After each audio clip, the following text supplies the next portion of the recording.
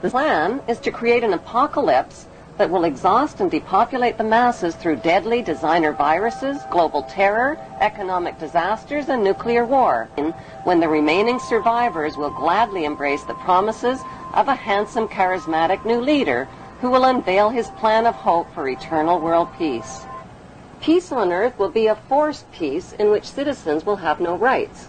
No right to bear children without approval, no right to travel without authorization, no right to own private property, no right to privacy, no right to bear arms, no right to protest, no right to receive an inheritance, no right to choose an education or a job or even a place of residence, and worst of all, no right to live.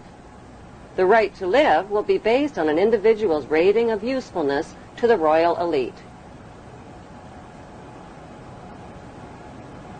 In this planned world without borders or nations, citizens will be disarmed of all weapons, including handguns, and will have no means to protest, fight, resist, or challenge this one world authority who will control them spiritually, economically, and militarily. Every human being will be electronically tattooed and will become helplessly dependent on this one world authority for all of their most basic needs. The masses will eventually be taught to bow down and worship this one world dictator who will rule the entire world from his eternal throne in Israel. They have waited for him. They believe in him. They expect he will heal the world's ills. Some say he is the Messiah, finally returned. But this man is not a savior. He is the king of terror who will usher in the end of everything. Despite all the red flags, many people deny that a problem even exists. It does exist, and the good news is there are solutions. The solutions lie in knowing what the three biggest fears of the world's ruling families are. The first biggest fear is exposure.